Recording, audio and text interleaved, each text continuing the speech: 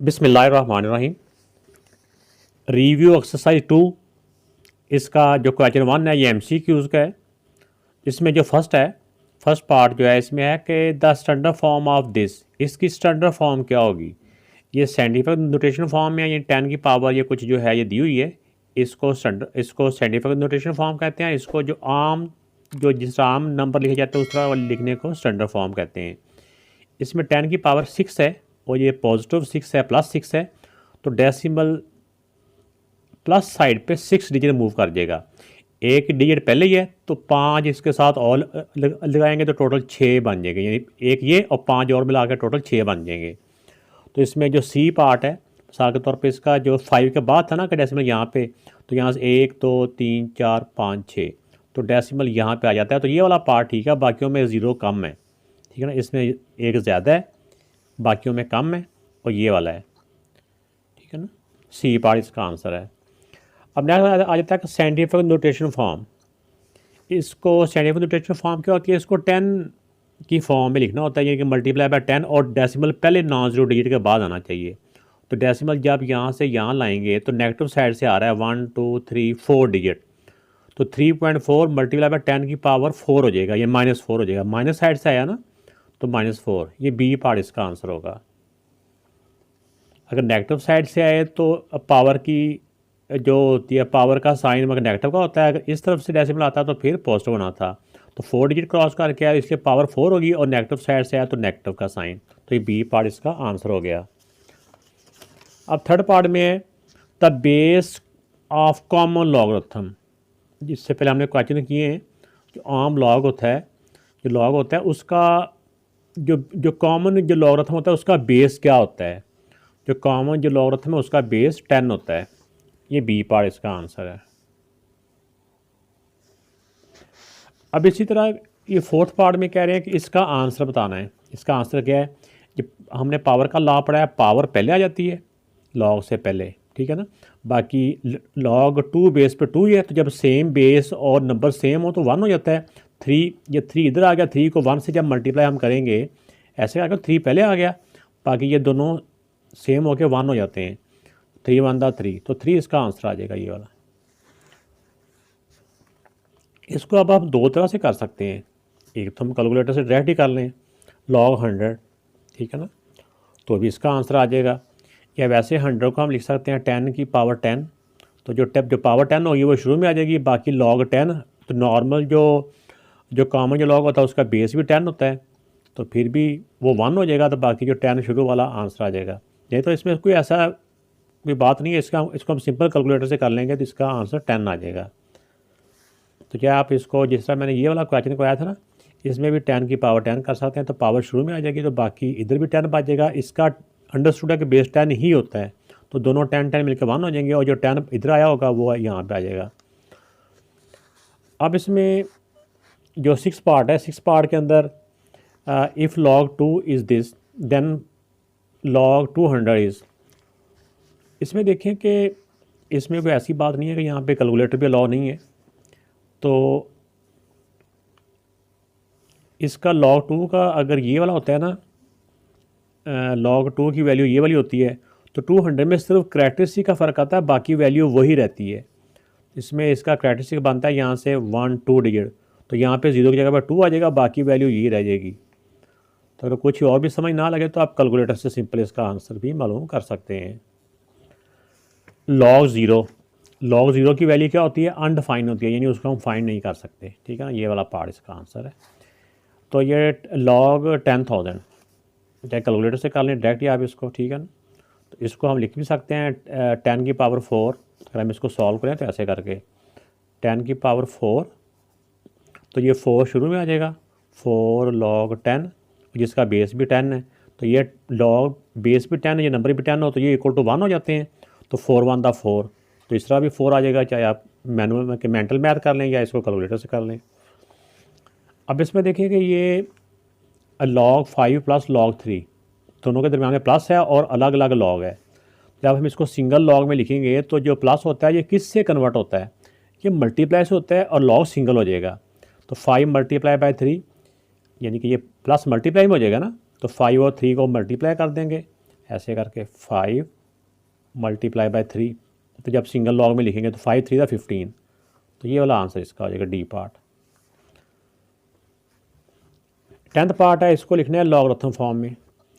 Log form में लिखेंगे तो बेस ही रहता है, 81 उधर और 4 उधर, यानी लॉग का बेस 3, बेस किधर 3 है, ये वाला, ये भी नहीं, ये वाला, क्योंकि 81 ने फिर लॉग के सामने आ जाना ना, जब इसको हम लिखेंगे ऐसे करके लॉग बेस ही जगह पे रहता है, 81 इधर लॉग के आगे आ जाएगा और ये 4 सामने चला जाएगा ऐसे करके, तो log 3 बेस पे 81 इक्वल टू 4, तो ये सी पार्ट इसका आंसर हो जाएगा। अब नेक्स्ट क्वेश्चन नंबर 4, जो क्वेश्चन नंबर 2 है, इनको लिखना है express the following number in scientific notation form. तो साइंटिफिक नोटेशन फॉर्म बेटा क्या होती हैं, नंबर्स में एक तो डेसिमल जो होता है ना वो पहले नॉन ज़ीरो डिजिट के बाद आता है, जहाँ कहीं भी हो ना हमने उठा के पहले लेफ़्ट साइड से पहला जो नॉन ज़ीरो डिजिट होता है ना, जो ये ज़ीरो ना हो उसके बाद वाला नॉन ज़ीरो के बाद आता है, और मल्टीप्लाई 10 की पावर कुछ लिखते हैं, वो क्या लिखते हैं, वो जितना वो डेसिमल मूव करता है ना उसी हिसाब से पावर होती है। तो अब देखें कि इसमें ये जो नंबर है इसका डेसिमल पहले कहाँ पे है, इसका डेसिमल यहाँ पे है, तो हमने यहाँ लेके आना है, तो डेसिमल उठा के यहाँ लाएंगे तो 5.67 मल्टीप्लाई बाय 10। अब डेसिमल कितने डिजिट जंप लेके आया, 1 2 3 4, 10 की पावर 4, और अगर नेगेटिव साइड से आया हो तो इसकी पावर की जो है ना साइन नेगेटिव हो जाता है। आप पूछ रहे होंगे कि ये ज़ीरो कहाँ चले गए, तो डेसिमल के एंड पे ज़ीरो लिखने की ज़रूरत नहीं होती, तो वो ज़ीरो वो ख़त्म हो जाएंगे, ये डेसिमल उठ के यहाँ पे आ गया है।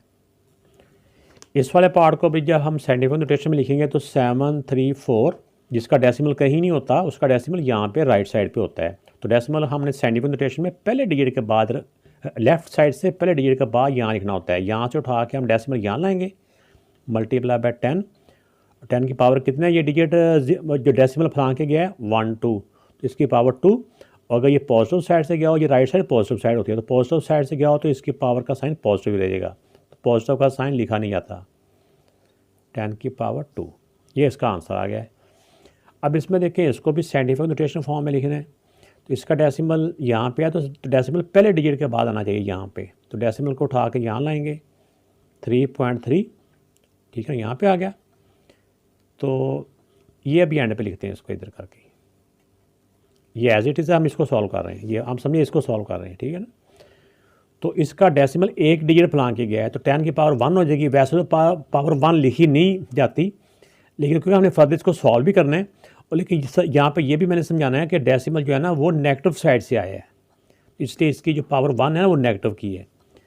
तो इसको अब हम सॉल्व कर लेंगे जिस तरह हम अलजबरे में करते हैं कि सेम बेस हों तो उनकी पावर्स आपस में ऐड हो जाती हैं। ऐड का मतलब क्या होता है कि जो भी उनके साइन होते हैं ना वो साइन आ जाते हैं वैसे उनके साथ ही, यानी कि नेगेटिव का था नेगेटिव का आ गया, या प्लस का था प्लस का आ गया। इनको अब सॉल्व कर लें,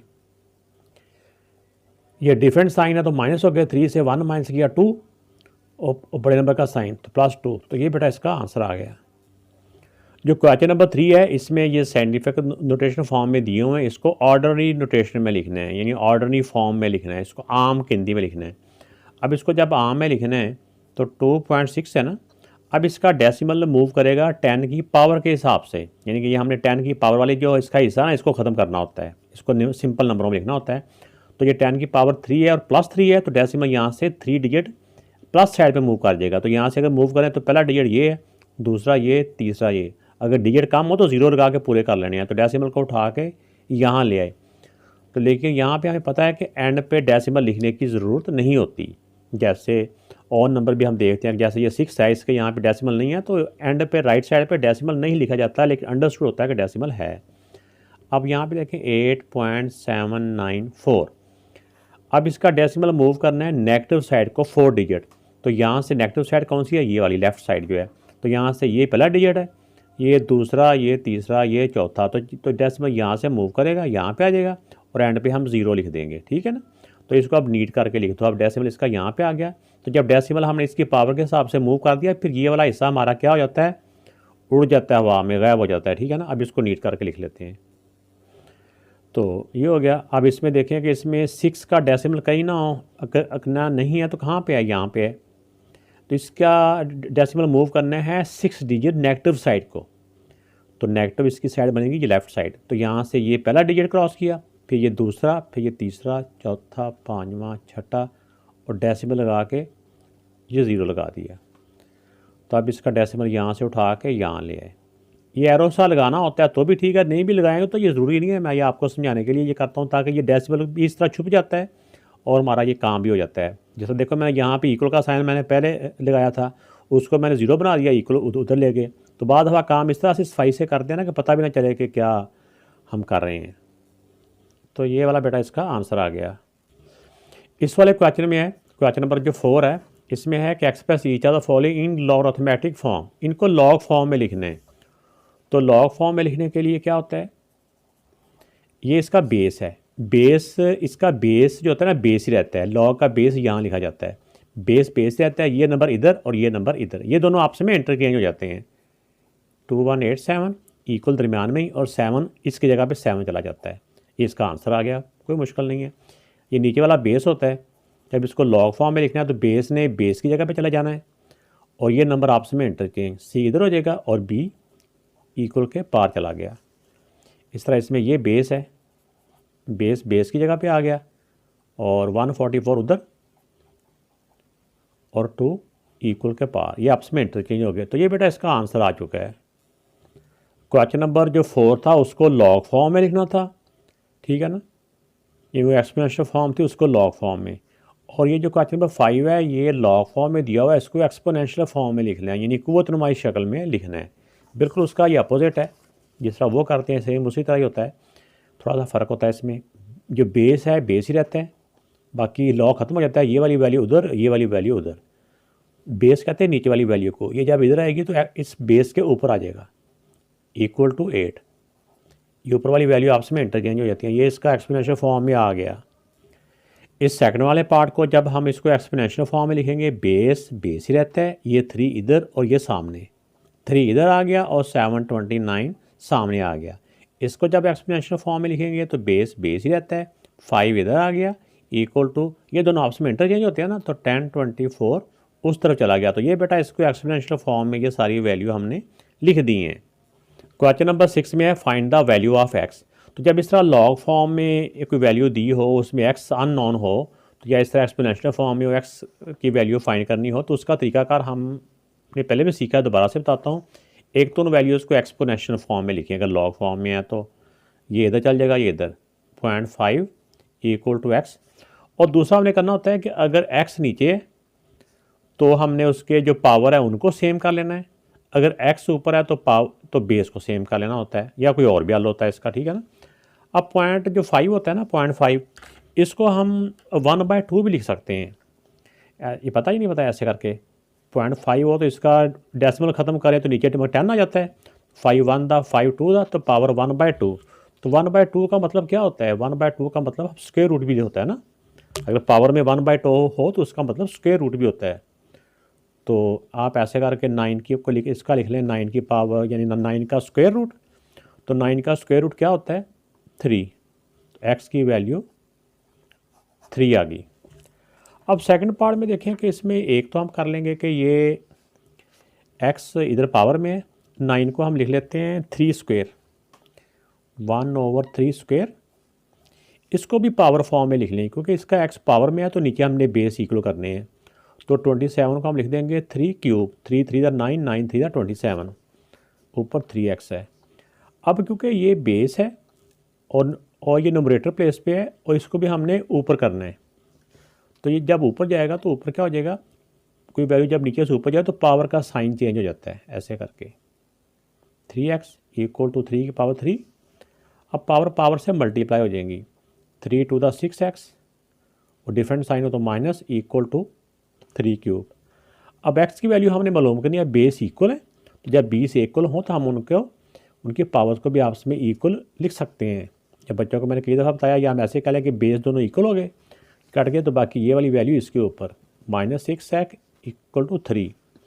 अब x को अकेले रखना है हमने, तो -6 उस तरफ ले जाएंगे, 3 1 दा 3 3 2 दा, x इक्वल टू -1/2। -1/2 ऐसे लिख लें तो भी ठीक है, चाहे इसको डेसिमल में कर लें तो -0.5 भी आप लिख सकते हैं। ठीक है ना, ये इसका आंसर आ गया।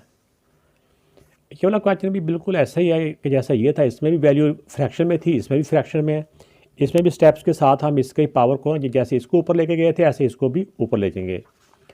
तो 1/32, 32 किसकी पावर होती है? 32 होती है 2 की पावर 5, यानी 2 के अगर फैक्टर बनाए ना तो 2 आपस में 5 टाइम मल्टीप्लाई होता है तो 32 होता है। तो 2 की power 5 equal to 2x equal to 64 के भी फैक्टर बना लें ताकि ये इसका बेस 2 है तो इधर भी बेस 2 की पावर बन जाए।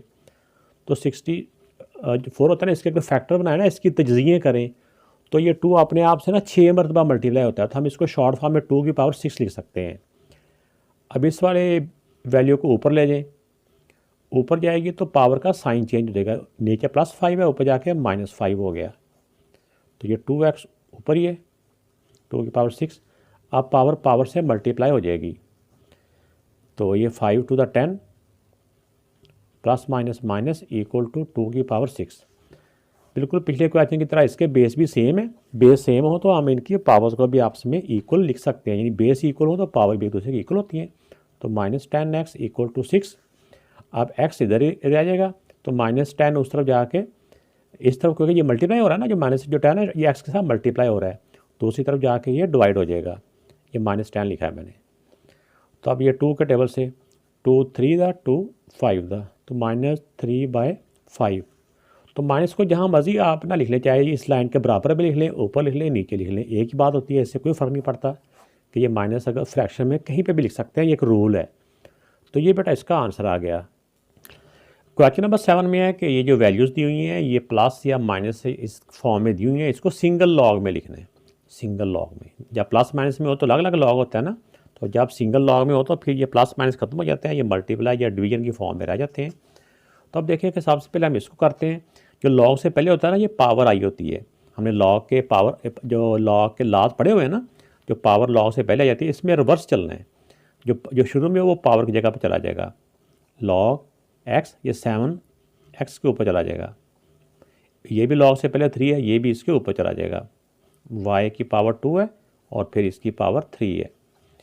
अब अगले स्टेप में हम क्या करेंगे, ये तो एज इट इज़ रह जाएगा, इसमें पावर्स को पावर से मल्टीप्लाई करवा लें, 3 to the 6। तो अब इसको मज़ीद हम सॉल्व नहीं कर सकते, सिर्फ इसको सिंगल लॉग में लिखना है। अब जो माइनस होता है ना, ये डिवीजन से आया होता है, तो जो इससे पहले वाली वैल्यू होती है log x और माइनस के बाद वाली वैल्यू डिवीजन में चली जाती है, log तो एक ही रह जाता है ना, y की पावर 6। तो ये इसका आंसर आ गया। तो जब अगर ऐसे ही हो कि डिवीजन की फॉर्म में हो तो हम इसको जब इसके जो ऊपर अगर ना इसके ला अप्लाई करें तो log ऊपर वाली वैल्यू जो डिवाइड होता है ना, ये माइनस में कन्वर्ट हो जाता है, तो माइनस log, फिर log अलग अलग भी ना मगर लिखते होते हैं ना, तो जब इसको एक्सपेंड करते हैं तो log ये, इसको अगर क्लोज करें तो ऐसे बन जाता है। अब इस तरह इस वाले पार्ट में जो पावर है ये log से पहले आई, इसके ऊपर चले जाएगी, log ये 4 की पावर 3 माइनस ये वाला, इसको ऐसे ही लिख लें आप, ठीक है ना, 32। अब इसको चाहे आप मज़ीद सॉल्व कर लें या फिर ऐसे ही रहने दें, ये आपकी, इसमें आपकी मर्ज़ी है, ठीक है ना। अगर आप 4 को मल्टीप्लाई भी कर लें तो वैसे तो वो इसका भी ये पावर बन सकती थी, लेकिन उन्होंने इसकी पावर इसको नहीं मतलब लिखा, उसको उसने इसको एक्सपैंड नहीं किया, इसके मतलब के फैक्टर नहीं बनाए, उन्होंने सिर्फ ये 4 के बना लिए, या 4 के भी मज़ीद बन सकते थे, वो भी उन्होंने ना नहीं किए। लेकिन अगर हम इसको ऐसे भी सॉल्व करें तो फिर ऐसे करके बन जाता है, log 4 की पावर 3, जो माइनस होता है ना, ये डिवीजन से बदला होता है, इसको लिख देंगे ऐसे, ये सिंगल लॉग में हो गया। इसकी जो वैल्यू दी हुई थी उसके मुताबिक ये वाला आंसर है। अब इसको अगर हम मज़ीद भी सॉल्व करना चाहें तो कर सकते हैं, लेकिन इसके मुताबिक आंसर यही है, ठीक है ना। बाद बच्चे कहते हैं सर हमारी बुक पे आंसर और तरह से दिया हुआ है, इसको बेटा इसको मज़ीद भी सॉल्व करने के डिफरेंट मेथड्स हैं। इसको हम ऐसे भी लिख सकते हैं, इसको हम ऐसे भी लिख सकते हैं। अगर 32 के फैक्टर बनाए तो इससे पहले भी हमने किया था, 32 का जो फैक्टर होता है ना, ये 2 अपने आप से 5 टाइम मल्टीप्लाई होता है, तो होता है। अगर इसको भी हम लिखें तो 2 की पावर 4 भी लिख सकते हैं इसको, ठीक है, और भी लिख सकते हैं। एक और तरीका भी है इसका कि इसकी पावरों को सॉल्व कर लें, ठीक है ना। 4 का जो क्यूब होता है ये किसके इक्वल होता है, 4 का क्यूब होता है 64 के। और नीचे वाला तो पहले हमने देखा था 2 की पावर 5 32। अगर इसको हम मज़ीद भी सॉल्व करें तो 32 और ये बन के कटिंग हो गया 2 बन जाती है, ठीक है ना। लेकिन इसमें जो सबसे बेहतर आंसर है ना वो ये वाला है, ये वाला कर लें या ज़्यादा से ज़्यादा ये वाला कर लें बस, ठीक है ना। और ऐसे करने की ज़रूरत नहीं है, ऐसे सॉल्व करने की ज़रूरत नहीं है। अगर सॉल्व करके दोबारा उसको हम रिवर्स करें तो ऐसे कभी बनता ही नहीं है, ठीक है ना। ये तीनों सूरतें इसकी ठीक हैं, ये तीनों शक्लें। ये थर्ड पार्ट है, थर्ड पार्ट को भी जब हमने सिंगल लॉग में लिखना है तो ये जो 1/3 है ये इस ब्रैकेट से पहले है, ठीक है, यानी कि ये पावर सब की होगी पहले। फिर तो हम ऐसे करेंगे कि इसकी जो पावर है ना ये इसको इससे इन सब के ऊपर ले जाएंगे। ये वाली वैल्यू ऐसे ही लिख के तो 1/3 यहाँ पे आ गया, ठीक हो गया। अब ये माइनस लॉग 5 बेस पे 3। अब अगले स्टेप में हम क्या कर सकते हैं कि अगले स्टेप में हम इस ब्रैकेट के अंदर सॉल्व कर सकते हैं। ये प्लस है तो जो प्रोडक्ट का लॉ होता है उसमें क्या होता है कि जो प्रोडक्ट प्लस में कन्वर्ट हुआ होता है और दोनों के साथ अलग अलग लॉग लिखा होता है। हम इसमें करेंगे 8 मल्टीप्लाई बाय 27, ऐसी है। तो अब यहाँ पे भी हम लिख सकते हैं ये पावर क्योंकि सबकी थी, हम यहाँ पे भी इसको लिख सकते हैं पावर यहाँ पे, ठीक है ना, पावर 1/3, ठीक है। तो आप देखें कि इसको फ़िलहाल ऐसे ही लिख लें, फिर इकट्ठा एक ही दफ़ा सब में वो करते हैं ऑपरेशन इन सब का। अब देखें कि इसको ऐसे भी लिख सकते हैं। अब इसमें देखो 8 मल्टीप्लाई बाय 27, इसको ऐसे भी लिख सकते हैं क्यूब रूट 1/3। और ये क्योंकि दोनों का बेस सेम है तो माइनस जो होता है ये डिवीजन में बदल जाता है, तो ये नीचे जाके 3 रह जाएगा। सबसे बेहतरीन इसकी जो शक्ल है ना आंसर की, इसको जो सिंगल लॉग में लिखना है वो ये वाली है, ठीक है ना। मज़ीद भी आप इसको अगर सॉल्व करना चाहें तो बहुत से तरीके हैं जिसको इसको मज़ीद हम सॉल्व कर सकते हैं। लेकिन इसकी जो रिवर्स फॉर्म है, जो इसकी शॉर्ट फॉर्म है, जो सिंगल लॉग रखने फॉर्म है वो ये वाली है। वैसे मैं आगे एहतियातन आपको करवा देता हूँ, लेकिन आपको अगर पेपर में आता है तो आप यहाँ तक भी करेंगे तो आपका आंसर 100% ठीक होएगा। इसको अगर आप मज़ीद आप सॉल्व करना चाह रहे हैं तो यहीं से आप 8 को 2 क्यूब लिख लें और 27 को 3 क्यूब लिख लें। बाहर वाली पावर को अंदर वाली पावर से मल्टीप्लाई करवा देते हैं। 2 3 मल्टीप्लाई बाय 1/3, ये वाली पावर इससे मल्टीप्लाई भी होगी और ये वाली पावर इसके साथ मल्टीप्लाई भी होगी। ये पावर इसके साथ मल्टीप्लाई नहीं होती क्योंकि ये बाहर है, ये इसके साथ कैंसिल हो गया। बाकी क्या रह गया 2 और लॉग 2 मल्टीप्लाई बाय 3 ओवर ये 3, तो 3 के साथ 3 भी कट जाता है तो ये log 2 बचता है। तो ऐसे भी हो सकता है, लेकिन इसकी सबसे बेस्ट फॉर्म मैंने बताया ना कि ये वाली है, ये वाली, ठीक है ना। इस फॉर्म मैं इसलिए कहता हूँ कि ये है क्योंकि जब इसको फिर दोबारा से कोई कहता है कि इसको एक्सपेंड करें तो इसको एक्सपेंड करेंगे फिर यही बन जाएगा। लेकिन अगर हम इसको मज़ीद सॉल्व करते जाएँ, अगर इसको कहें कि सॉल्व करें, इसको तो हम सॉल्व कर नहीं सकते। इसका तो आंसर जो मज़ीद होगा बस वो सिर्फ ये वाला होता है, ऐसे करके 3010 वाला ही, ठीक है ना। log 2 की जो वैल्यू होती है तो इस फॉर्म में नहीं लिख सकते, तो लिहाजा क्योंकि अभी बुक आई नहीं है तो, लेकिन बुक आप ही जाए तो हमें तो जितना हम मैक्सिमम उसको सॉल्व कर सकते होते हैं हमने तो वो सॉल्व करना होता है। इसके जो क्वेश्चन नंबर 9 है इसके अंदर 3 पार्ट आगे दिए हुए हैं, यानी इसके अंदर भी मज़ीद 3 क्वेश्चन कह लें जो पार्ट की फॉर्म में दिए हुए हैं। इनको सॉल्व करना है, ऐसे सिंपल नहीं इनको मल्टीप्लाई कर दिया तो आंसर आ गया, वो वाला मेथड नहीं। इनको सॉल्व करना है, इनकी वैल्यू मालूम करनी है, तीनों की अलग अलग से कैसे मालूम करनी है, with the help of logarithm table. तो लॉगरिथम टेबल के ऊपर जो वैल्यू दी होती है उसके मुताबिक वो वाला मेथड यूज़ करते हुए हमें इनको सॉल्व करना है। अभी ये तीनों क्वेश्चन मैं आपको सॉल्व करके दिखाऊंगा, लेकिन लॉग टेबल वाला ही तरीका, लेकिन वैल्यूज़ हम कैलकुलेटर पे फाइंड करेंगे। ये आसान हो जाता है, कैलकुलेटर के ऊपर तो नंबर लिखो और बटन दबाओ तो वैल्यू सामने, तो वो वाला मेथड आपको कैलकुलेटर वाले मेथड से ही आपको तीनों क्वेश्चन सॉल्व करके बताता हूँ अभी। तो इसके फर्स्ट पार्ट में पहले ये वैल्यू लिखी, दूसरे स्टेप में ये सारे लॉन्ग क्वेश्चन लॉग के जितने भी हैं ना सब में ये मेथड सेम होते हैं कि दूसरी लाइन में हमने इसको x की इक्वल सपोज कर लेना है। वैसे तो किसी भी वेरिएबल के कर सकते हैं लेकिन x के आप कर लें, एक रूटीन बनी होती है। फिर उससे तीसरी लाइन में इसके साथ भी लॉग, इसके साथ भी लॉग, और इसका जो क्यूब रूट था ना इसको हटा के हम पावर की फॉर्म में भी लिख लेना साथ ही। तो 1 ओवर में जो भी नंबर यहाँ पे होता है वो यहाँ ओवर में आ जाता है नीचे, ठीक है। ये अब यहाँ पे जो लॉग का लॉ है वो अप्लाई हो जाएगा, यानी पावर का लॉ है ना यहाँ पे, तो पावर जो होती है वो इस लॉग से पहले आ जाएगी। तो ये पावर इससे पहले आ गई।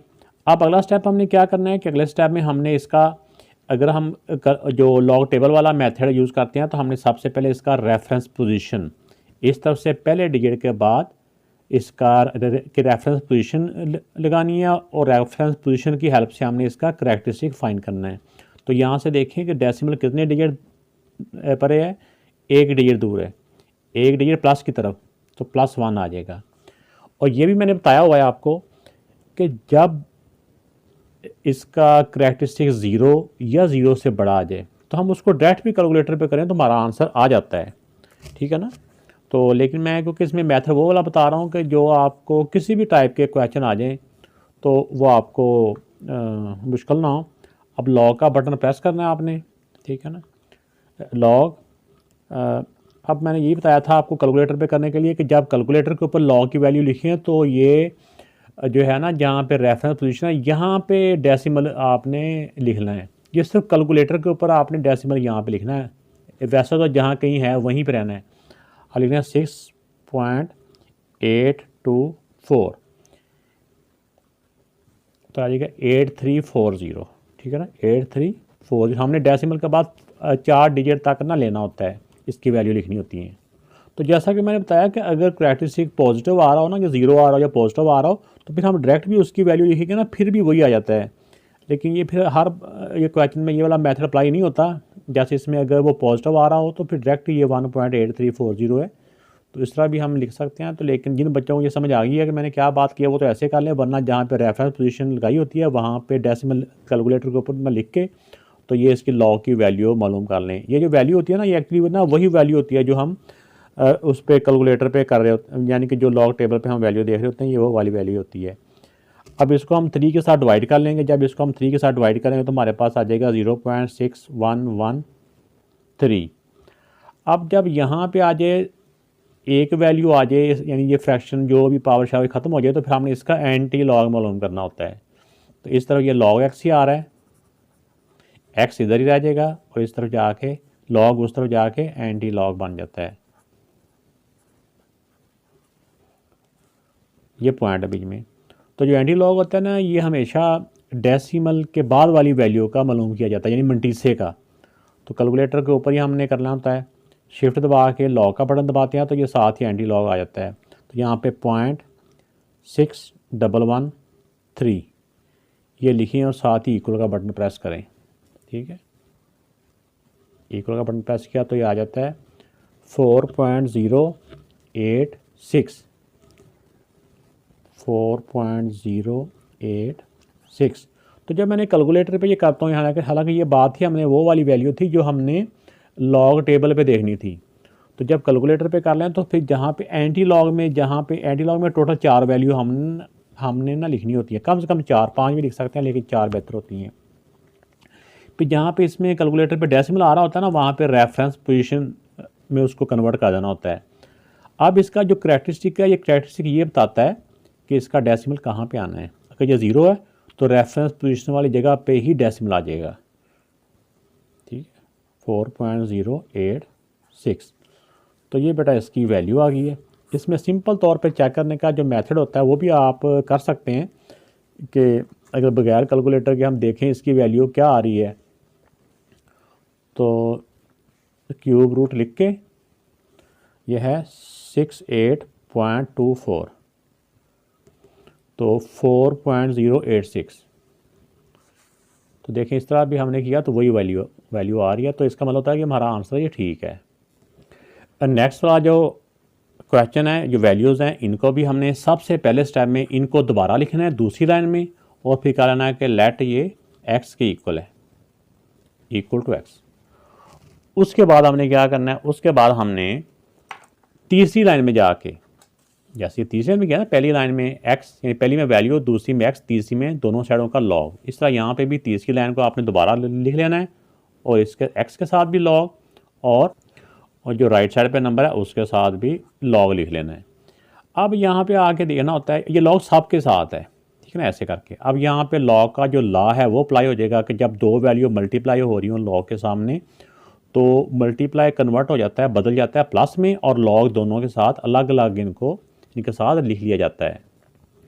ये लिखने के बाद अगला जो स्टेप हमारा आता है वो आता है रेफरेंस पोजीशन लगा के, तो हमने इसका करैक्टरिस्टिक फाइंड करना होता है, वो करैक्टरिस्टिक के बाद मंडीसा फाइंड करना होता है।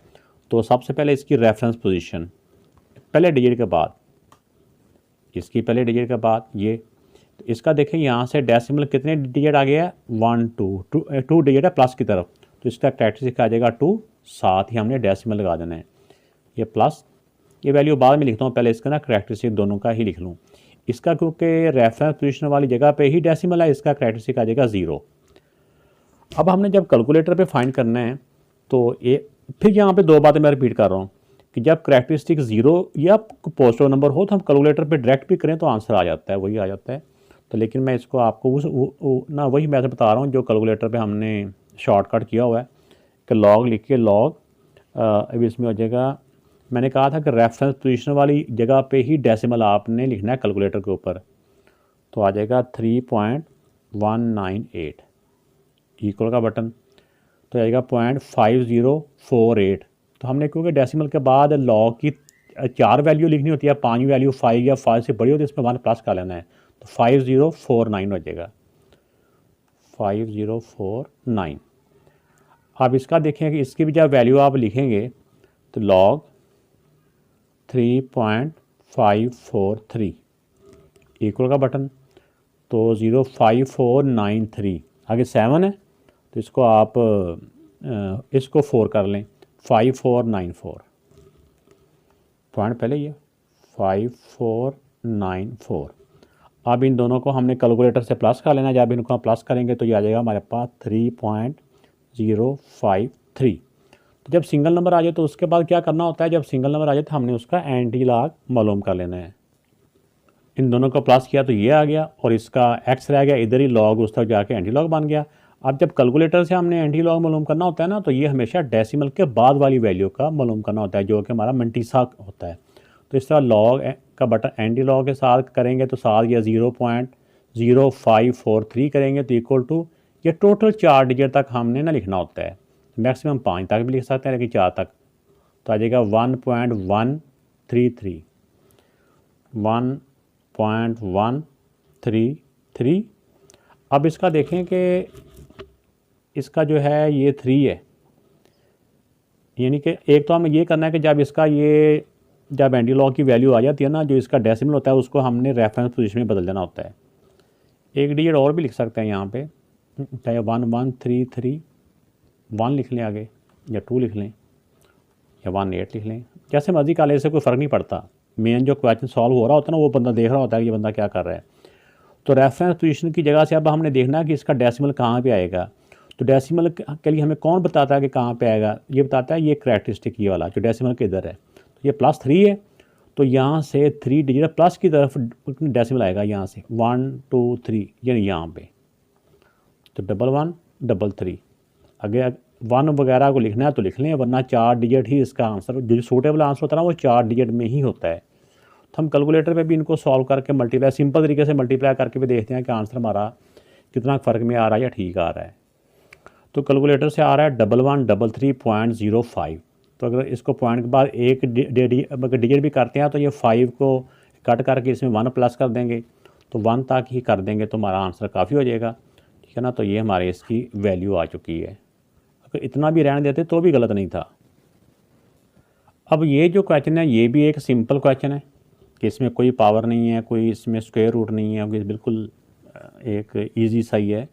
तो सबसे पहले स्टेप में जब हमें इसको लॉगरिथम मेथड से फाइंड करना है तो सबसे पहले स्टेप में हमने लिखना है, यानी दूसरी लाइन में साथ लेट लिख के लेट x इक्वल टू ये। फिर तीसरी लाइन में हमने इसको ऐसे ही लिख के दोनों तरफ लॉग लिखना होता है, इसके साथ भी लॉग और इसके साथ भी लॉग। तो ये लॉग किसके साथ है, इस सारों के साथ ही है। अब इसके ऊपर लॉग का जो लॉ है ना वो अप्लाई हो जाएगा, मल्टीप्लाई जो होते हैं ना, यानी ऊपर की वैल्यू अगर मल्टीप्लाई हो रही हैं तो उनके दरम्यान प्लस, और जो फ्रैक्शन में वैल्यू होती है उनके साथ माइनस। तो ये ऊपर वाले के जो मल्टीप्लाई हो रही थी प्लस होगी, जो फ्रैक्शन में थी उनके साथ माइनस होगा, ये भी माइनस और ये भी माइनस, ठीक होगा, क्योंकि नीचे थी ना, ये ना समझना कि मल्टीप्लाई तो प्लस, जो फ्रैक्शन में होती है ना उनके साथ माइनस ही आता है। अब अगली जो बात आती है वो आती है रेफरेंस पोजीशन की। इसका पहले डिजिट के बाद रेफरेंस पोजीशन यहाँ पे है, इसकी रेफरेंस पोजीशन यहाँ पे है, इसकी रेफरेंस पोजीशन पहले 1 और दूसरे 1 के दरमियान में है, इसकी रेफरेंस पोजीशन ये 9 के बाद, यानी कि दोनों 9 के दरमियान में है। तो रेफरेंस पोजीशन के बाद जो अगला स्टेप होता है वो होता है करैक्टरिस्टिक का। इसका करैक्टरिस्टिक जो खासा होता है वो कितना है, यहाँ से एक डिजिट प्लस की तरफ है तो +1, साथ ही डेसिमल लगा लें, पहले क्या लगा लें, ये प्लस है। इसकी जो डेसिमल है यहाँ से 2 डिजिट इधर है तो इसका करैक्टरिस्टिक 2 हो जाएगा, माइनस इसका जो डेसिमल है वो यहाँ से 2 डिजिट इधर है, इसका भी करैक्टरिस्टिक 2 हो जाएगा, और इसका जो रेफरेंस पोजीशन वाली जगह पे ही डेसिमल है इसका करैक्टरिस्टिक 0 हो जाएगा। अब देखिए इनके करैक्टरिस्टिक जो है ना वो 0 या पॉजिटिव ही हैं, यानी ये वाला, ये माइनस इसका ना, इसका अपना करैक्टरिस्टिक पॉजिटिव ही है। तो अगर करैक्टरिस्टिक 0 या पॉजिटिव हो तो कैलकुलेटर से डायरेक्ट भी इसकी वैल्यू आ सकती है, वरना मैंने बताया था कैलकुलेटर के ऊपर जब हम करेंगे तो रेफरेंस पोजीशन वाली जगह पे हम डेसिमल लगा के भी इसका मालूम कर सकते हैं। तो अब देखें कि इसको आप करें कि लॉग 3.612 मैंने रेफरेंस पोजीशन वाली जगह पे डेसिमल लगा दिया है, इक्वल टू, अब इसका मंटीसा आ गया जो लॉग टेबल पे आता है 5577, ठीक है, देखिएगा 5577।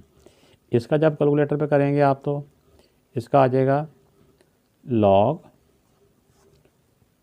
7.509। ये डेसिमल यहाँ पे क्यों लगा रहा हूँ, मैं बार बार बता रहा हूँ कि रेफरेंस पोजीशन वाली जगह पे आप कैलकुलेटर के ऊपर सिर्फ डेसिमल लगा के, हमारे पास ना ये करैक्टरिस्टिक नहीं, ये मंडीसा आ जाएगा जो हम कैलकुलेटर, जो उधर हम लॉग टेबल पे देखते होते हैं। ये टोटल जब 4 डिजिट लिखेंगे डेसिमल के बाद 87558 है ना, इसको हम इस वाले 5 को 6 कर देंगे, ये आगे 8 है ना, इसको हटा के इसको हम 6 यानी कि 8756 हो जाएगा, 8756 ये वाला 56 हो जाएगा, ये वाला। ऐसे इसको आप देख लें लॉग 1 पॉइंट, ये पॉइंट हमने यहाँ पे लिख लेना है इसका, जहाँ पे इसका रेफरेंस पोजीशन है 1.1332 यानी 0.0538। अब आगे देखें इसका तो लॉग 9.98 देखिएगा 0.9991, ठीक है ना, ये कैलकुलेटर पे आया है। अब हमने क्या करना है कि इसमें इसको प्लस किया, फिर जो आंसर आएगा उसमें इसको माइनस किया, जो फिर आंसर आ जाएगा उसमें से इसको माइनस कर देंगे। तो जब इनको माइनस करेंगे तो हमारे पास जो आंसर आ जाएगा 1.3804, ऐसे कर लें। अब हमारे पास जब सिंगल वैल्यू आ जाए तो फिर अगला स्टेप क्या होता है, ये लॉग एक्स तो ऐसे आ रहा है ना, इक्वल का मतलब होता है ये वैल्यू ऐसे ही इधर लॉग एक्स, एक्स, इसके बाद जब सिंगल वैल्यू आ जाए तो हमने एंटी लॉग मालूम करना होता है। तो ये 1.3804। अब इसका देखें कि जो एंटी लॉग होता है ये हमेशा मंटीसे का जो डेसिमल के इधर होता है ना उसको देखा जाता है। तो कैलकुलेटर के ऊपर जब हम करेंगे तो शिफ्ट के साथ लॉग दबाएंगे तो ये आ गया, अब 0.3804 ठीक हो गया। अब इसको इक्वल का बटन प्रेस किया तो आ गया 2.401, ठीक है ना, 2.401। तो यहाँ पे जब एंटी लॉग मालूम कर लेंगे कैलकुलेटर ने ये जितने ना, ये यहाँ पे पॉइंट जो डेसिमल शो किया ना, इस वाले पॉइंट को हमने रेफरेंस पोजीशन में बदल देना होता है। तो अब इसका जो करैक्टरिस्टिक है ये बताएगा कि डेसिमल कहाँ पे आना है। इसका जो करैक्टरिस्टिक है +1 है तो यहाँ से 1 डिजिट प्लस की तरफ यानी यहाँ पे आ जाएगा, यहाँ पे तो आ जाएगा 24.01। तो ये इसका आंसर आ जाएगा।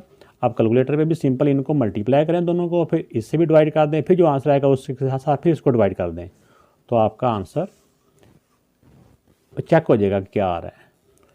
तो कैलकुलेटर पे किया तो इसका आ रहा है 24.007। तो हमने टोटल इसके 4 डिजिट लेने होते हैं, तो ये 5वां डिजिट क्योंकि 5 या 5 से बड़ा हो तो इसमें 1 प्लस हो जाएगा, तो ये 24.01 ही हो जाएगा जो कि हमारा आंसर आया है। जो क्वेश्चन नंबर 10 है इसमें भी जो पॉपुलेशन की ग्रोथ का एक फार्मूला है। वो कह रहा है कि 2016 में कुछ शहर है उसकी जो पॉपुलेशन थी वो 22 मिलियन थी। ये जो नंबर्स है ना ये मिलियंस में दिए हुए हैं, साथ जीरो नहीं लगाया, वैसे उन्होंने बता दिया है।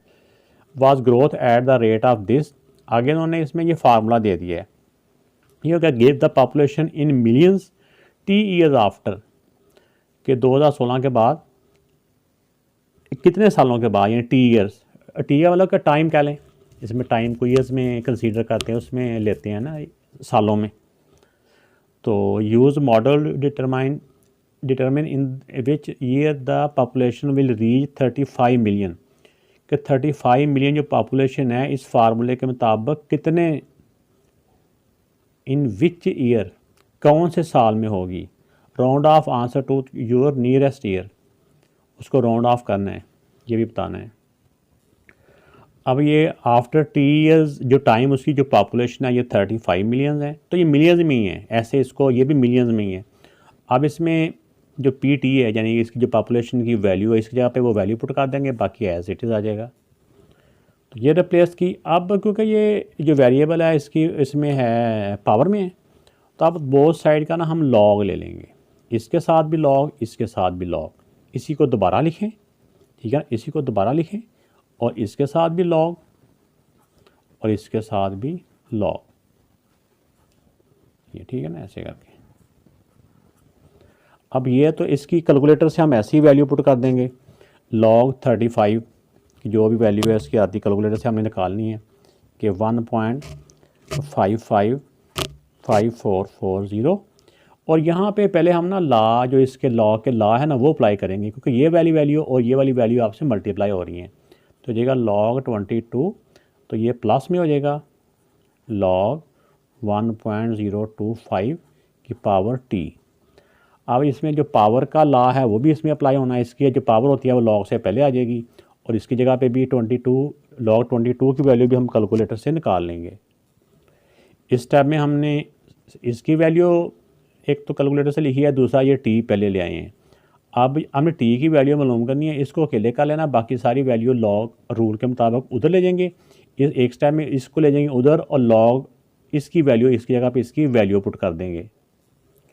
तो ये उधर जाके माइनस होगी, इक्वल के उधर चलेगी ना, इक्वल यही है, ये उधर चलेगी। अब टी का टी आ गया, इसकी जब वैल्यू मालूम करेंगे तो ये आ जाएगी हमारे पास 0.0107।